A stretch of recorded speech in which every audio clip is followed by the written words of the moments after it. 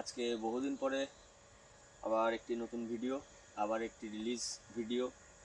তো এর মাঝখানে বেশ কিছুদিন ধরে পরপর বেশ কয়েকটি রাসেল ভাইপার আমাদের রেস্কিউ হয়েছিল, কিন্তু আমার কিছু ফিজিক্যাল কন্ডিশনের কারণে আমি রিলিজ ভিডিওটা দিতে পারিনি। তো আজকে সবগুলোকে একসাথে রিলিজ করতে এসেছি। আমার হাতের কিছু একটু প্রবলেম ছিল, তো সেই কারণে আমার সবগুলো টাইম টু টাইম রিলিজ করা হয়নি, তার জন্য আমি সরি। বাট আজকে সব একসাথে রিলিজ করে এসছি রিলিজ করতে। তো এখন আমরা রিলিজ স্পটে, তো এখন রিলিজটা করে নিই, তারপরে নেক্সট কথাবার্তা বলছি।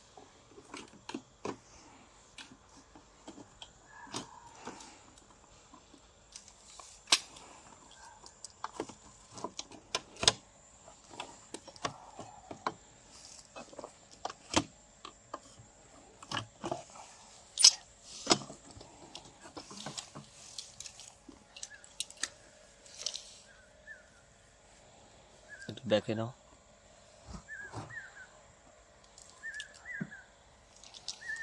তো এইখানে দেখা যাচ্ছে পাঁচটি পরপর পাঁচখানি রাসেলস ভাইপার, মানে পাঁচটা চন্দ্রবোড়া, সবকটি অ্যাডাল্ট সাইজের।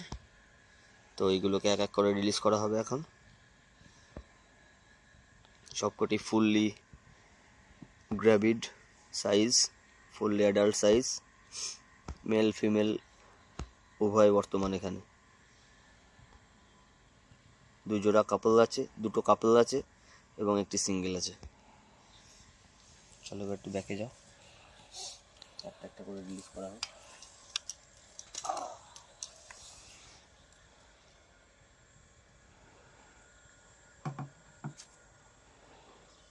Going to first one, end of big female, number one, going coming.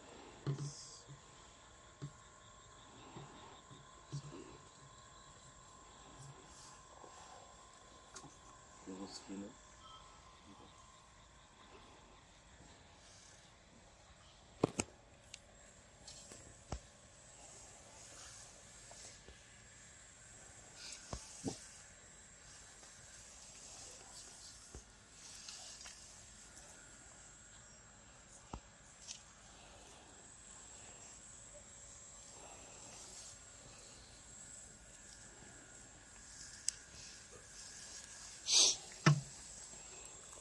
Now we are ready for number two.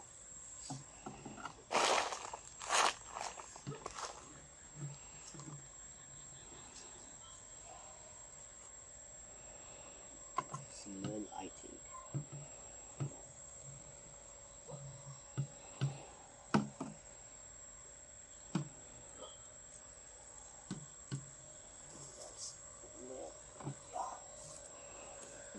One male.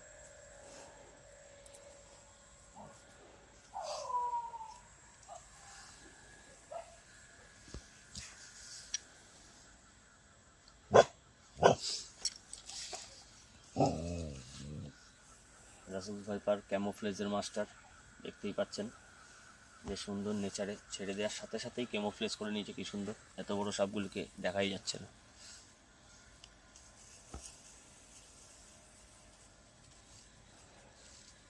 গুটিয়ে গেল।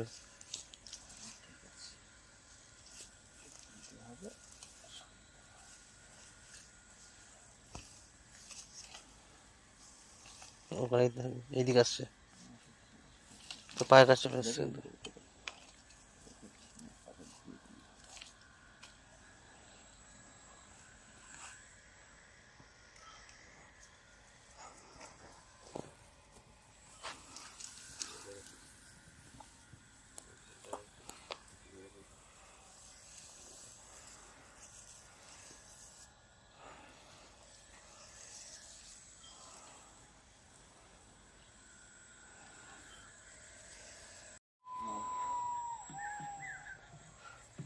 Number third,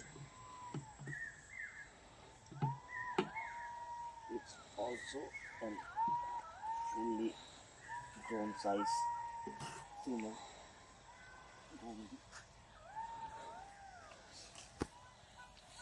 এর একটি অ্যানাদার বিগ ফিমেল, খুবই হেলদি এবং খুবই হৃষ্টপুষ্ট সাইজের। ওকে,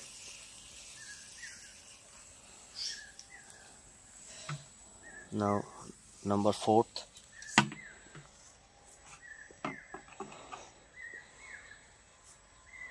that is last couple. এখন যাবে ফার্স্ট হচ্ছে মেলটি, number 4। Sorry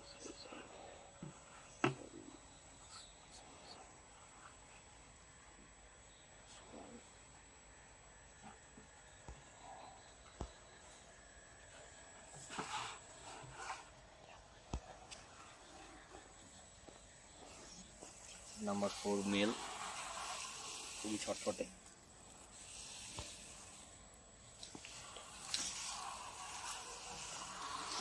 That's the last one, last big female. এটা একটু অ্যাগ্রেসিভ আছে, একটু দূরে যেতে বলবো।